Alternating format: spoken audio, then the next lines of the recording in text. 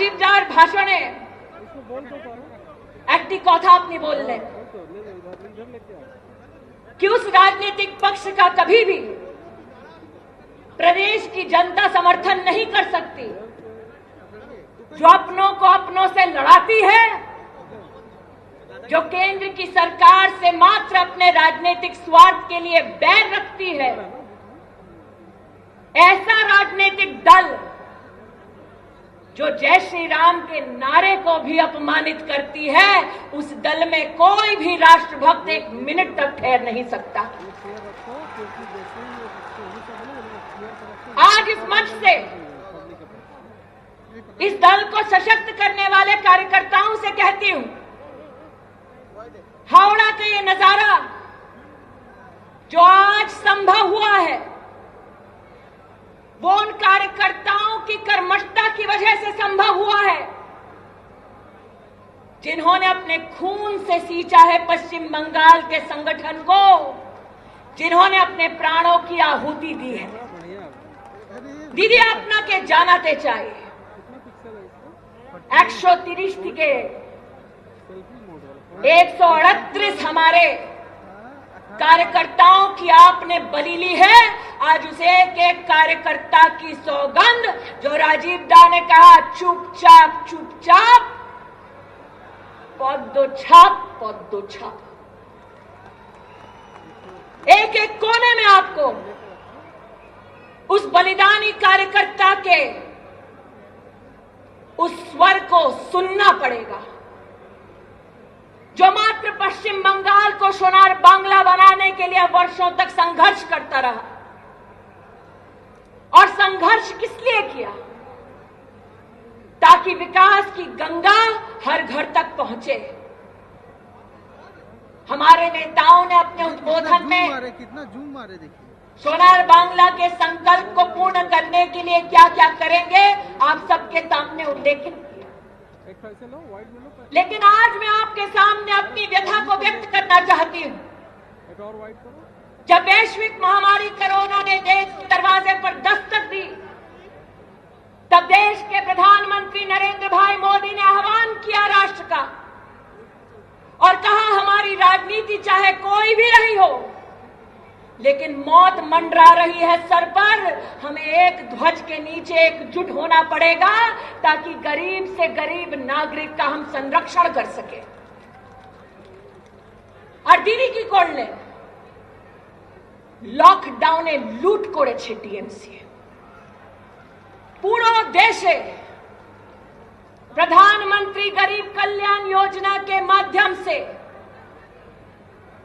80 কোটি লোকদেরকে 8 মাসের জন্য নরেন্দ্র মোদীজি 5 কিলো চাল 1 কিলো ডাল দিয়েছেন। আর পশ্চিমবঙ্গে লকডাউনে টিএমসি চাল আর ডাল চুরি করেছে। देश भर में 80 करोड़ नागरिकों को प्रधानमंत्री जी ने राशन कार्ड के माध्यम से राशन दिलवाने का एक एक प्रदेश की सरकार को निवेदन किया। और बांग्लाয় दीदी की করেছেন, राशन कार्ड নয় কুপন দিয়েছেন। কুপন কাকে দিয়েছেন? যে তৃণমূল করছে ওকে দিয়েছেন। और रास्ते पर जब भूखी गरीब जनता उतरी वो चावल और दाल मांगने जो नरेंद्र मोदी जी ने उनके लिए व्यवस्था में जुटाई थी, तब दीदी ने पुलिस को आदेश देकर गरीब भूखी माताओं बहनों नागरिकों पर लाठी चार्ज किया। আপনার সরকারের দুর্নীতিতে দেখুন, আপনারই একটা মন্ত্রী বলেছিল যে টিএমসির কাউন্সিলরটা গরিবের ডাল আর চাল চুরি করছে, আর আপনি কি করলেন? শুধু অফিসারকে ট্রান্সফার করেছেন। আপনার দলের একটাও নেতাকে আপনি ওর বিরুদ্ধে কিচ্ছু করলেন না।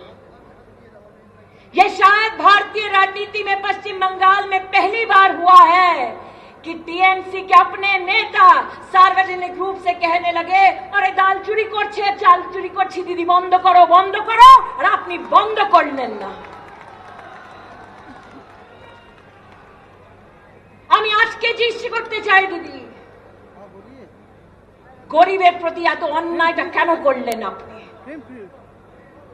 শুভেন্দু দা, দিলীপ দা, রাজীব দা বলছিলেন আমরা এখানে শিল্পী করব, लेकिन जहां पर उद्योग नहीं, उस पश्चिम बंगाल के एक एक बेटे ने देश के अलग अलग कोनों में अपने लिए नौकरी तलाशी। जब लॉकडाउन हुआ तो केंद्र की सरकार ने कहा कि उन बेटों को बेटियों को घर लौटाने के लिए हम श्रमिक ट्रेन देने के लिए तैयार है।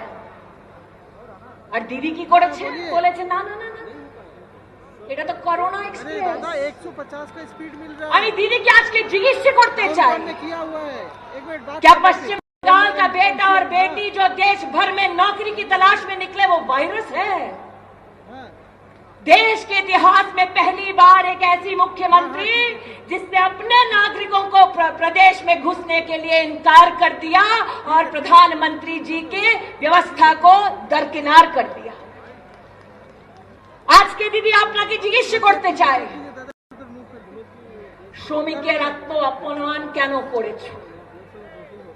प्रधानमंत्री जी ने गरीब रोजगार योजना के अंतर्गत ये भी कहा कि हम हर घर लौटे श्रमिक को कम से कम 100 दिन का काम दें। दीदी देश भर में 50 কোটি ম্যান্ডেজ থেকে বেশি কাজ সবাই শ্রমিকরা পেয়েছে, বাংলায় পায়নি। তাই জন্য আপনাকে আজকে জিজ্ঞেস করতে চাই, গরিব শ্রমিকের এত অপমান কেন করলে, এত ক্ষতি কেন করলে? আজ আমি প্রধানমন্ত্রীজিকে ধন্যবাদ জানাতে চাই। দিদি চাল দিতে চাইছিলেন না, প্রধানমন্ত্রী চাল দিয়েছেন, ডাল দিয়েছেন। দিদি গরিব মহিলার ব্যাংক অ্যাকাউন্টে টাকা দিতে চাইছিলেন না, প্রধানমন্ত্রী জনধন খাতায় পুরো দেশের মহিলাকে 30,000 কোটি টাকা স্টেট ব্যাংক অ্যাকাউন্টে দিয়েছে। আজকে আমি পশ্চিমবঙ্গের প্রধানমন্ত্রীজিকে ধন্যবাদ জানাতে চাই। দিদি গ্যাস সিলিন্ডার দিতে চাইছিলেন না, প্রধানমন্ত্রী উজ্জ্বলা যোজনা মাধ্যম থেকে পশ্চিমবঙ্গের 80 লাখ গরিব মহিলাদেরকে গ্যাস সিলিন্ডারটা দিয়েছেন।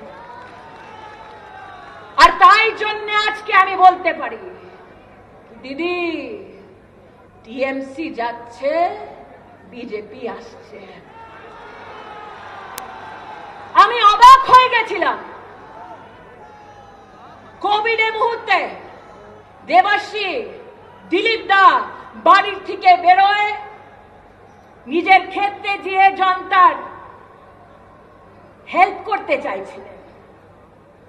আর দিদি তুমি পুলিশ করেছো। पहली बार देश की राजनीति में ऐसा हुआ कि जनप्रतिनिधियों को घर में बंद करवाया गया ताकि कोविड में गरीब जनता की कोई मदद ना कर सके। आज दीदी से पूछना चाहती हूं कि बंगाल की गरीब जनता से इतनी दुश्मनी क्यों पाल ली आपने कि गरीब तक ना जनप्रतिनिधि पहुंचे, ना रोटी पहुंचे, ना नौकरी पहुंचे? इतना बड़ा पाप क्यों किया आपने? मैं आज हर उस भारतीय जनता पार्टी के कार्यकर्ता और जनप्रतिनिधि का अभिनंदन और आभार व्यक्त करना चाहती हूं जिसने भारत सरकार के साथ साथ संगठन के माध्यम से गरीब जनता तक मदद पहुंचाई। और बंगाल का वो दृश्य कोई नहीं भूलेगा महामारी में, जब गरीब नागरिक त्राहिमाम कर रहे थे कि हमारे परिजन सरकारी अस्पताल में कब गए कब मरे। दीदी ने इसकी भी खबर नहीं होने दी, हमारे परिजनों को शमशान घाट पहुंचा दिया, दाह संस्कार कर दिया और हमें पता भी नहीं चलने दिया। दीदी आज के আপনাকে জানাতে চাই, আপনি এত মহাপাপ করেছেন, बंगाल की जनता आपको कभी उसके लिए माफ नहीं करेगी। और बंगाल ने मात्र कोविड की पीड़ा को नहीं सहा, अम्फान की जो चेतावनी केंद्र ने 11 दिन पहले दी, दीदी आपने उसको भी नहीं सुना। কে ভাবতে পেরেছিল কি কলকাতায় 7 দিন লাইট থাকবে না? কে ভাবতে পেরেছিল কি আমফানের পরে দুদু সপ্তাহ গ্রামীণ এলাকায় লাইট থাকবে না, জল থাকবে না? लेकिन दीदी आपकी वजह से ये हुआ। और जिस भारत की सेना को दीदी आप अपमानित करती रही, अंतोगत्वा वो सेना आई और दक्षिण कलकत्ता में जाकर जनता की उन्होंने मदद की।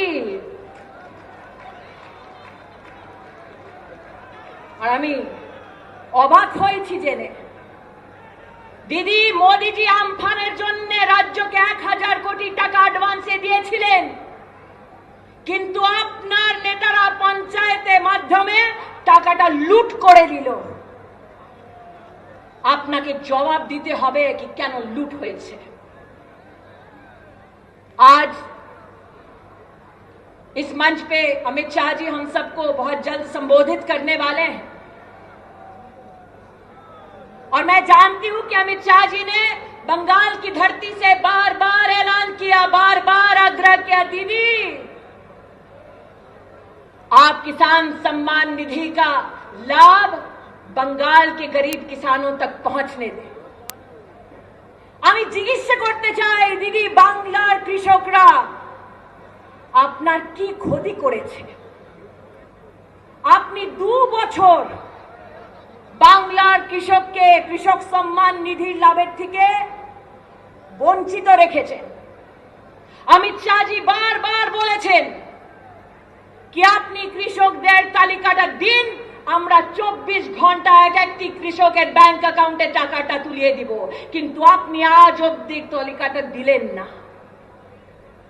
क्योंकि दीदी ये जानती है कि टीएमसी में जब तक कट मनी नहीं आता है तब तक काम नहीं हो पाता है। और इसीलिए आज दिलीप दा कहते हुए मुझे अजीब लगता है कि आपके नेतृत्व में लोकसभा में जब यशस्वी परिणाम भारतीय जनता पार्टी को मिला प्रदेश में, तो दीदी का अपने कार्यकर्ताओं को पहला वक्तव्य ये था, हे कटमनी फिरत दाओ, कटमनी फिरत दाओ। प्रथमबार একটা নেতা সার্বজনিক বলেছে कि হ্যাঁ টিএমসি কাটমানিটা নিয়েছে। और जनता गई, दीदी तो आज के द्वारे द्वारे फिरছেন, जनता गई द्वारे द्वारे বলল কাটমানিটা ফেরত দাও। তাই জন্য আজকে বলতে চাই, যেখানে দুর্নীতি সেখানে টিএমসি, চাল চুরিতে টিএমসি, ডাল চুরিতে টিএমসি, ত্রিপাল চুরিতে টিএমসি। তাই বাংলার মানুষ এখন ঠিক করেছে कि এইবার টিএমসি যাচ্ছে, বিজেপি আসছে। इसीलिए आज जितने कर्मठ कार्यकर्ता राष्ट्रभक्त भारतीय जनता पार्टी के परिवार में सम्मिलित हुए हैं, उन सबका स्वागत करते हुए, भारतीय जनता पार्टी के वीर कार्यकर्ताओं का सम्मान, शहीदों के बलिदान को प्रणाम करते हुए मैं दीदी से कहना चाहती हूं कि आपने भले ही प्रभु राम के नाम को त्याग दिया हो, लेकिन नरेंद्र मोदी जी के नेतृत्व में एक तरफ भव्य राम मंदिर का निर्माण हो रहा है और दूसरी ओर पश्चिम बंगाल में राम राज्य दस्तक दे रहा है। इसी विश्वास के साथ कई बार 200 पार सभी भारतीय जनता पार्टी के कार्यकर्ताओं को नमन करते हुए अपनी वाणी को विराम देती हूं। जय हिंद, जय भारत।